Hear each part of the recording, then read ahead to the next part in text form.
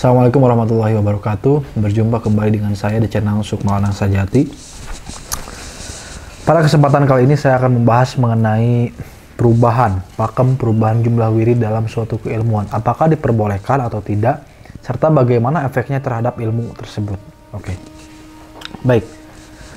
Yang pertama mengenai perubahan pakem dan jumlah dalam keilmuan, itu sah-sah saja selama memang niatnya memperbanyak jumlah wirid dengan niat untuk seperti misalkan biar lebih khusyuk, biar lebih konsen, biar lebih cepat tajribnya, lebih cepat mancingnya dan lain sebagainya. Itu sah-sah saja dan diperbolehkan menambah jumlah wirid selama dengan catatan selama di dalam kitabnya tidak ada jumlah wirid yang sudah dipatok oleh sahibul kitab.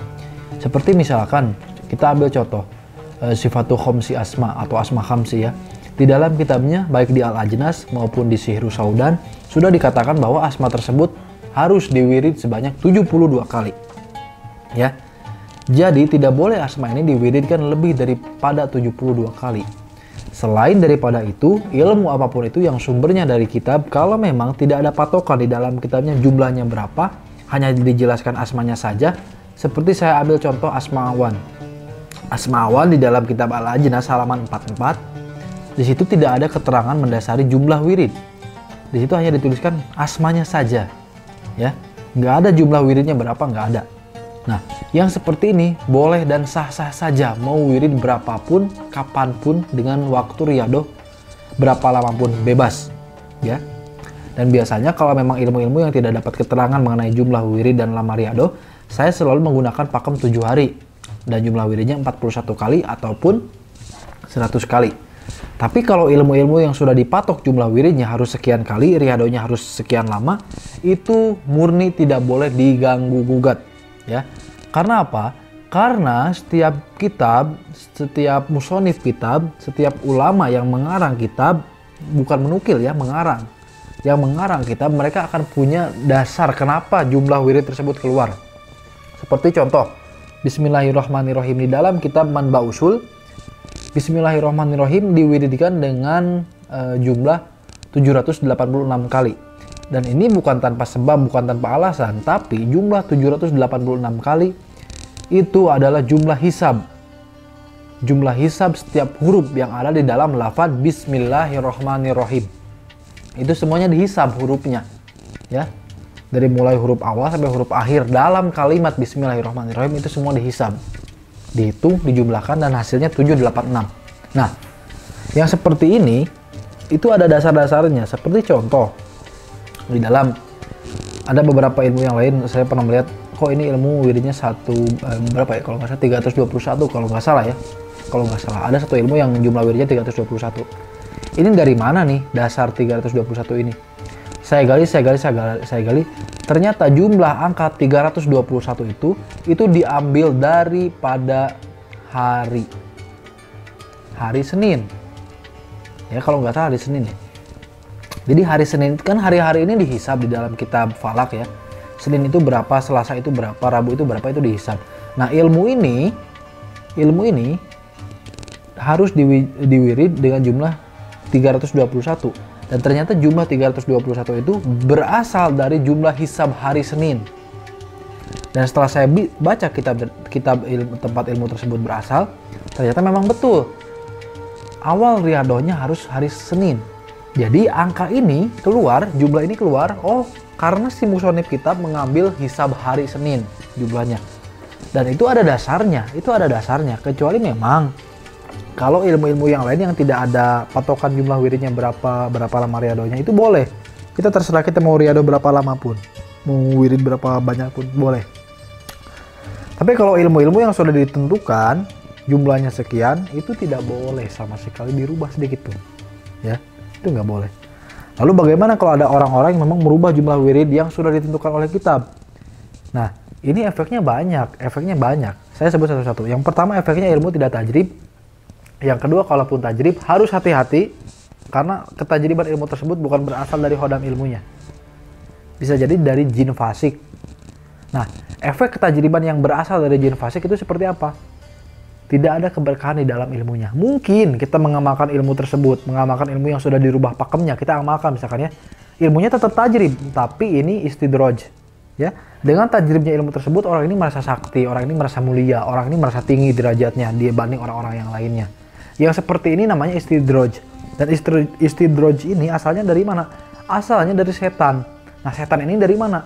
Setan masuk ke dalam hidup kita, mempengaruhi kita, bersumber dari ilmu yang kita amalkan yang tidak sesuai tuntunan. Ya, oleh karena itu ada pepatah mengatakan ilmu tanpa guru maka gurunya adalah setan. Ya, karena itu tadi, saat kita mengamalkan ilmu serampangan tanpa tuntunan guru, ya kita bisa berbuat seenaknya. Dan di balik seenaknya diri kita ini, di situ ada setan masuk. Seperti contoh mengamalkan ilmu yang sudah dipatok ya, jumlah riadonya sudah dipatok, sudah jelas jumlahnya. Lalu ditambahkan oleh oknum guru misalkan. Nah, murid-muridnya bisa merasakan tajrib. Tapi ketajriban itu bukan berasal dari khodam ilmunya, melainkan berasal dari setan dari golongan jin. Nah, efeknya apa? Efeknya kepada pengamal ilmu tersebut meski dia merasakan ketajriban daripada ilmunya, tapi ketajriban ini adalah istidroj. Buktinya apa? Buktinya tidak ada keberkahan di balik ilmunya. Mungkin ilmunya tajrib tapi dia merasa baik, lebih baik daripada yang lainnya, merasa mulia. Mungkin ilmunya tajrib tapi membawa dia menjadi orang yang jumawa. Jumawa dalam konteks ilmu. Mungkin ilmunya tajrib tapi dengan ilmunya tajrib dia semakin merasa sudah ma'rifat, merasa dirinya sudah diberikan kelebihan oleh Allah, dan dia berpikirnya terlalu jauh, seakan-akan wah ini saya sudah diberi kelebihan oleh Allah berarti saya sudah dekat dengan Allah. Ada yang seperti itu, efeknya ada yang sampai ke situ gitu loh. Makanya saat kita belajar kepada guru harus hati-hati dalam memilih guru, terutama hati-hati kepada guru-guru yang sedang merubah-rubah pakem yang sudah ditentukan. Kalau memang tidak ditentukan ya silakan, tapi kalau pakemnya sudah ditentukan, jumlah wiridnya, jumlah riadonya itu tidak boleh dirubah ya.